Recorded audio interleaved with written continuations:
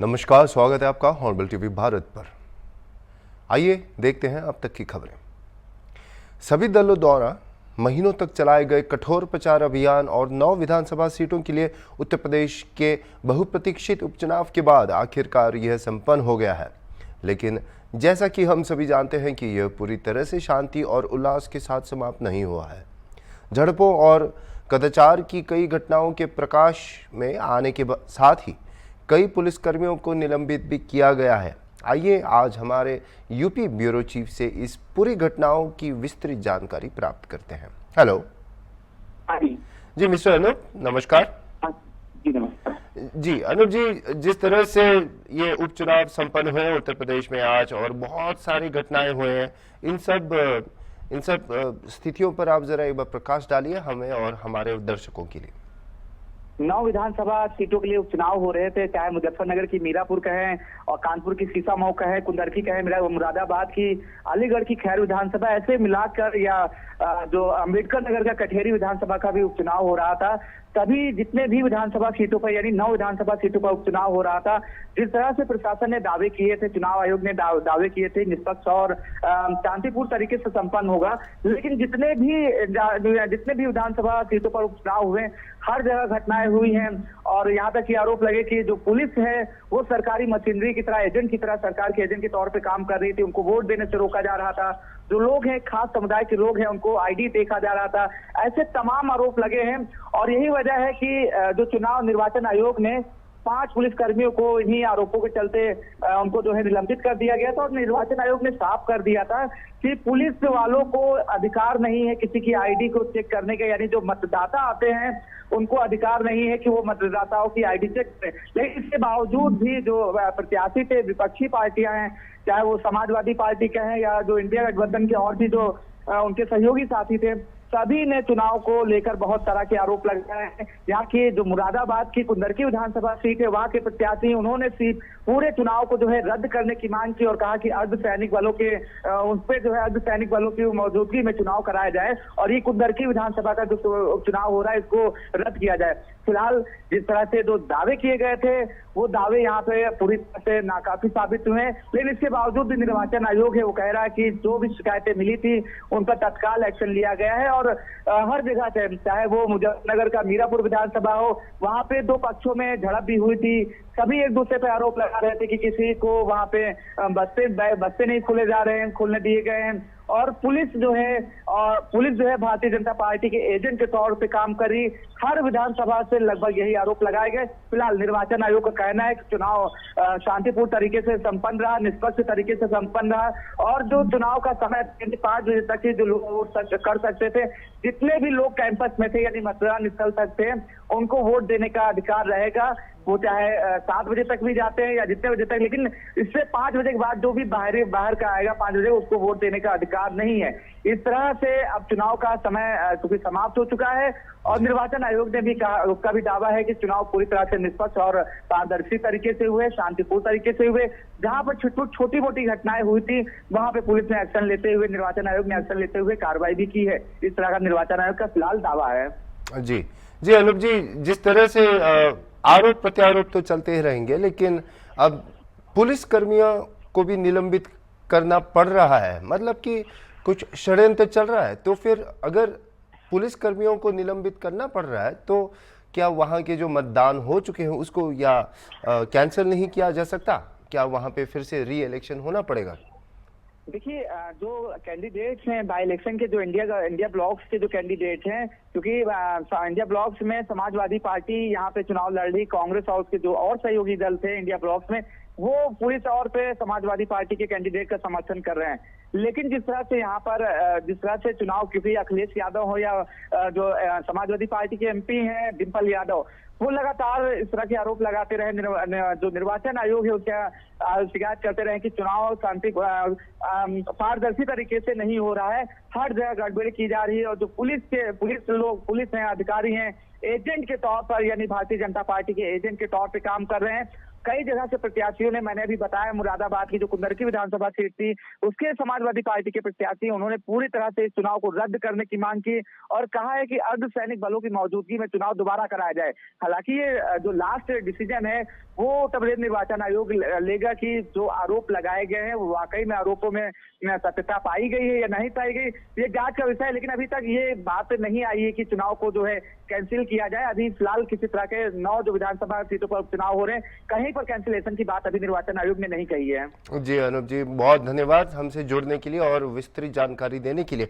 अब इस पर क्या प्रतिक्रिया होगी और इस पर क्या रिजल्ट होंगे, इसके बारे में तो इलेक्शन कमीशन के डिसीजन के ऊपर ही पूरा निर्भर करता है।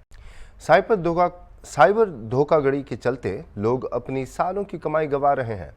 आंकड़ों के अनुसार अब तक सैकड़ों करोड़ रुपए का नुकसान हो चुका है। कुछ मामलों में गिरफ्तारियां भी हुई, लेकिन हाईटेक साइबर अपराध पर लगाम नहीं लगा पाई। इस विषय पर हॉर्नबिल टीवी ने आईटी विशेषज्ञ और उत्तर प्रदेश सचिवालय संघ के अध्यक्ष अर्जुन देव भारती से खास बातचीत की है। अर्जुन देव भारती, जो उत्तर प्रदेश सरकार के आईटी और इलेक्ट्रॉनिक विभाग के संयुक्त सचिव भी हैं, उन्होंने साइबर फ्रॉड से बचने के उपाय बताए जो बेहद जागरूक करने वाले हैं। आइए एक नजर डालते हैं इस रिपोर्ट पर। उत्तर प्रदेश शासन के आईटी एवं इलेक्ट्रॉनिक्स विभाग के ज्वाइंट सेक्रेटरी अर्जुन देव भारती जी हमारे साथ है। आप उत्तर प्रदेश सचिवालय संघ के अध्यक्ष भी हैं, हम उनसे बात करेंगे। आजकल एक नया मार्केट में एक नया ट्रेंड चला है ठगी करने का, साइबर फ्रॉड का, डिजिटल अरेस्ट का। हम पहले तो उनसे इस मुद्दे पर बात करते हैं।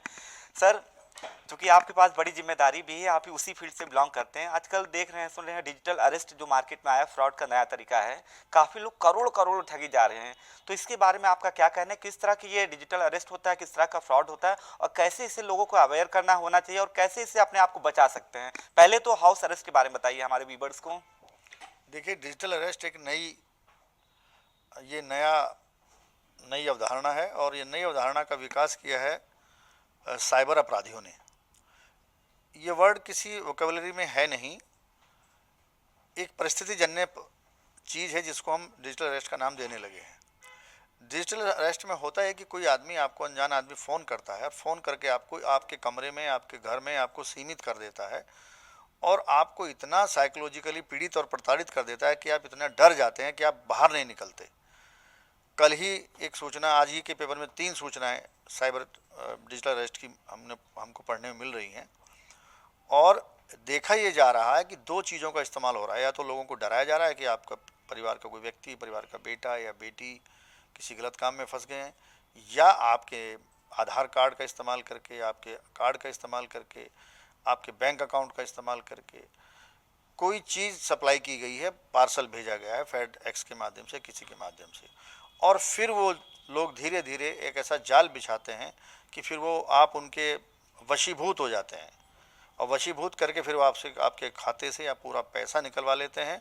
और जब 8 घंटे बाद, 10 घंटे बाद पता चलता है तो आदमी को होश आता है कि उसको तो ठग लिया गया है।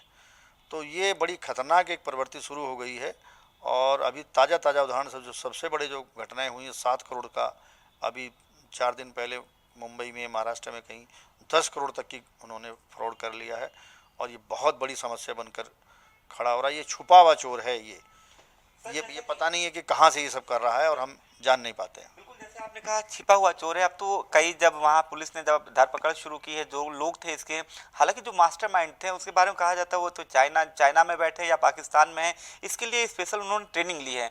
लेकिन कैसे, जिस तरह से जो फ्रॉड का नया ट्रेंड चला है, कैसे इससे लोग अपने आप को बच सकते हैं? आपने कहा एक तो पैनिक होता है या फिर एक लालच, 2 ही चीज़ें हैं जिससे लोग जो है इस तरह से लोग डरा के या लालच देके ठगी करते हैं। कैसे अपने आप को बचाव कर सकते? क्योंकि इसमें बहुत से ऐसे लोग हैं जो IAS IPS के लोग भी हैं, बड़े बड़े डॉक्टर हैं, जो बुद्धिजीवी वर्ग के लोग हैं, वो भी इस तरह के झांसे में आ जा रहे हैं। कैसे आखिर? देखिए, आपने एक बात अभी बोली कि वो लोग बहुत ट्रेंड हैं, प्रशिक्षण है उनके पास, पूरा सॉफ्टवेयर जानते हैं, पूरा ऑपरेटिंग सिस्टम वो जानते हैं और किस तरह से चीज़ों को तोड़ा जाता है, ब्रेक किया जाता है। पास एक आपको OTP भेजकर आप OTP बता देते हैं और OTP बताते ही सारी इन्फॉर्मेशन उनके पास पहुंच जाती है। तो दे आर वेल ट्रेंड। उनका जो मोडस ऑपरेंडी है अपराध करने का, बहुत ही सोफिस्टिकेटेड है। दे आर हाईली एजुकेटेड और उन्होंने बनाकर वो पूरा कर रहे हैं। दूसरी बात, जो आदमी शिकार हो रहा है उसका सामान्य ज्ञान और उस सामान्य जानकारी बहुत निम्न स्तर की है और अगर वो थोड़ा पढ़े लिखे लोग भी हैं तो वो भी इस तरह से बातचीत वो लोग करते हैं कि पढ़े लोग लिखे लोग भी उस साजिश में फंस जा रहे हैं। इसका सबसे बड़ा नियंत्रण करने का तरीका ये है कि सबसे पहले हम दो चीज़ों से बचें। नंबर एक होता है डर, फियर साइकोसिस का इस्तेमाल करके ये सब घटनाएं की जा रही हैं। नंबर दो होता है लालच कि आपकी लॉटरी निकली है, आपको ये इसके बदले में ये मिल जाएगा, आपको इतना पैसा मिलने वाला है, इसके बदले में आप इतना जीएसटी जमा कर दीजिए या इतना टैक्स आपको जमा करना पड़ेगा। तो जो व्यक्ति वो अनपढ़ हो या एजुकेटेड हो, अगर वो अपना भय और लालच पर नियंत्रण कर लेगा तो इनके शिकंजे से बच जाएगा। दूसरी बात, सबसे पहला काम लोगों को ये करना चाहिए कि कोई भी फ़ोन कॉल आने से किसी के साथ फ्रॉड नहीं होता है।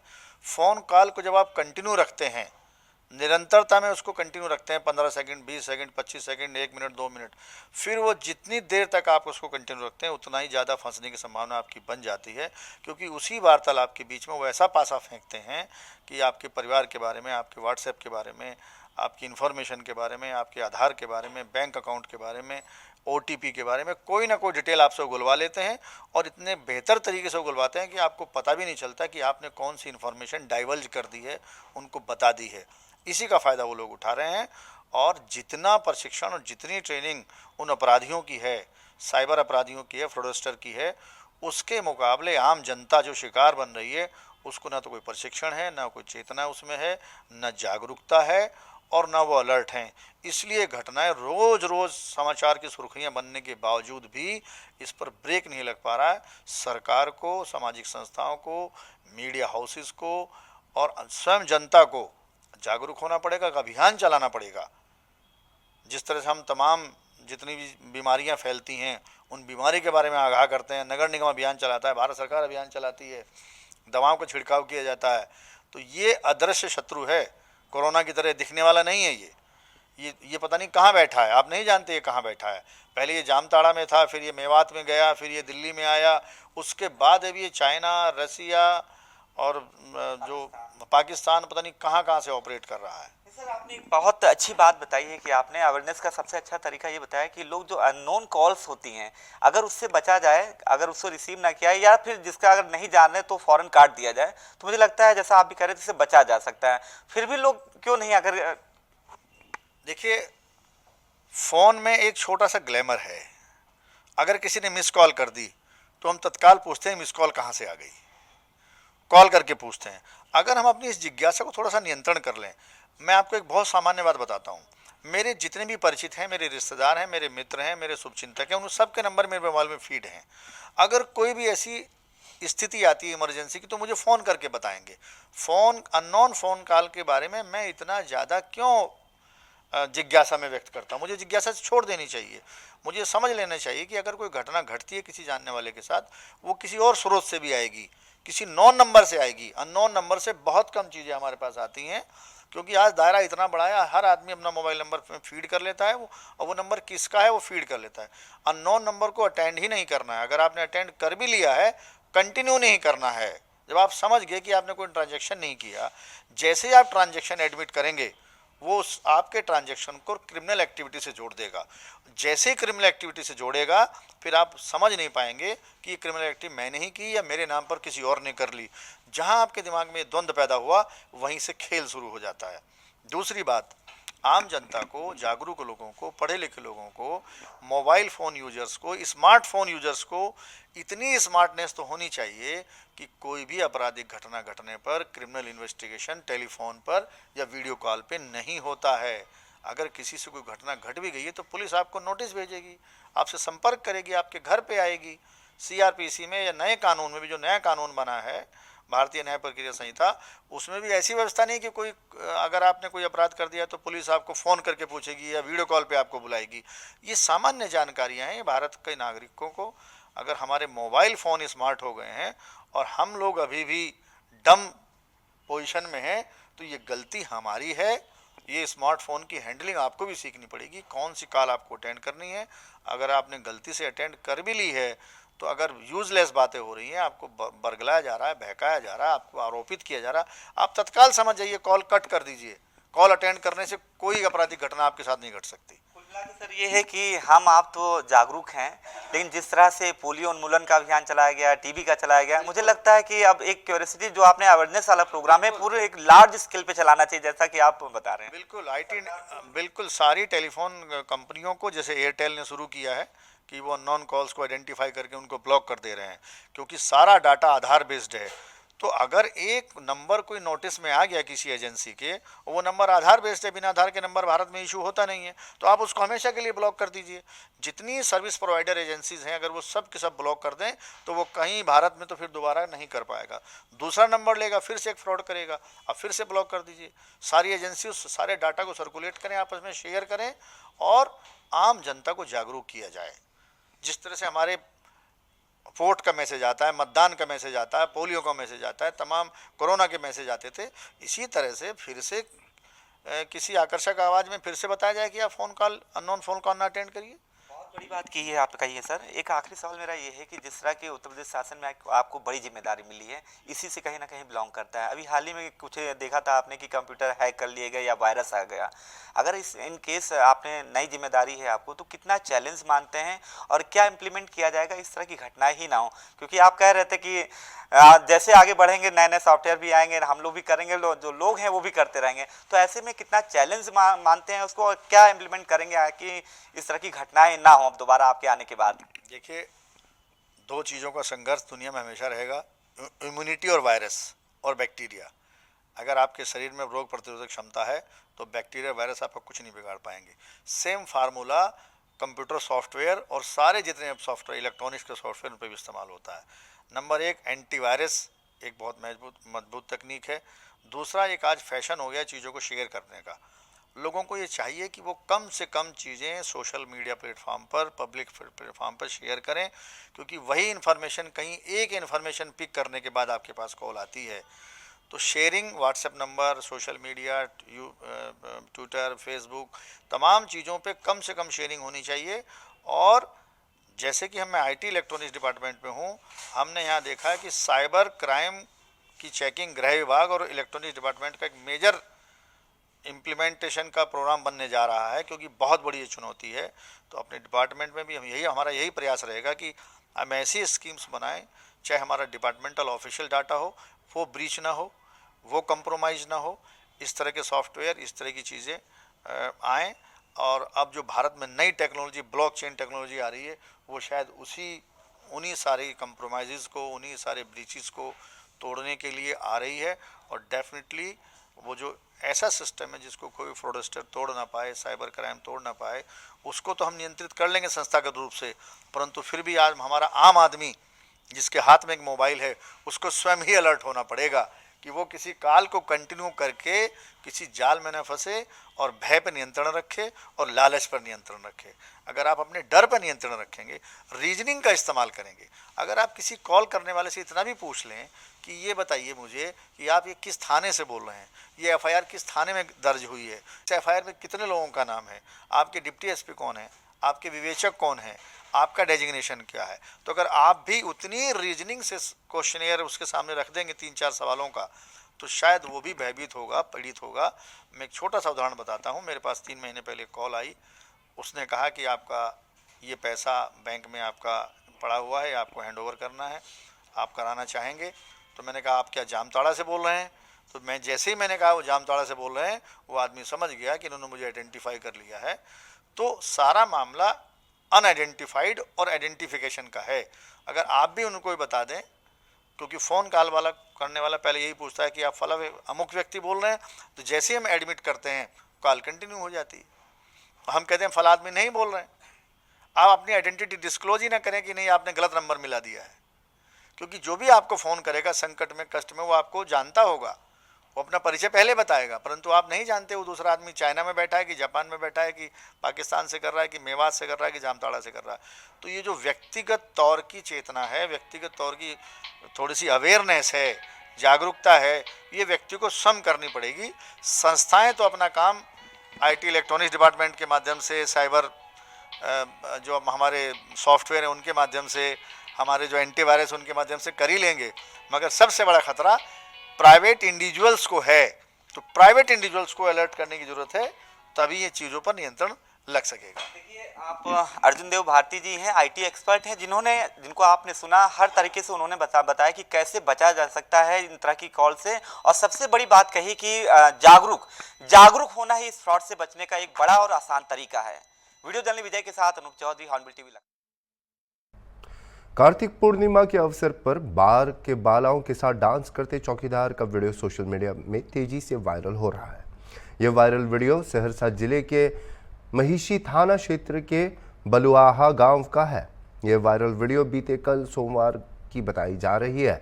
वायरल वीडियो में साफ तौर पर देखा जा सकता है कि बार बाला स्टेज पर डांस कर रही हैं और महिषी थाना के चौकीदार दोनों डांसर के बीच में पुलिस की वर्दी में बैठकर डांस करते दिख रहे हैं।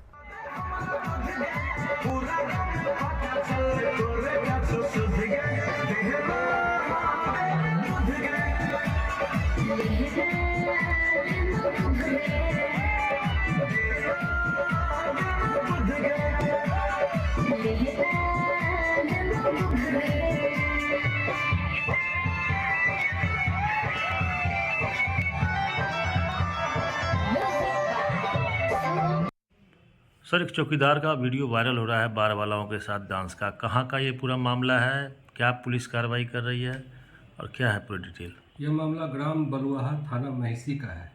इसमें आयोजक को सांस्कृतिक मेला एवं सांस्कृतिक कार्यक्रम का परमिशन मिला हुआ था, जिसमें चौकीदार विजय पासवान को ड्यूटी लगाई गई थी, जिनका सांस्कृतिक कार्यक्रम के बाद देर रात्रि जो है एक नाच होने लगा, जो अश्लीलता एवं फुहड़ता से भरी हुई थी।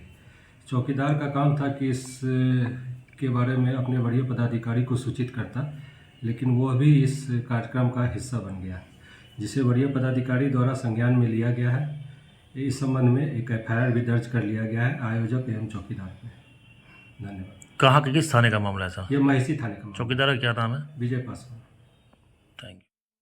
अभी के लिए इतना ही और खबरों के लिए आप देखते रहिए हॉर्नबिल टीवी।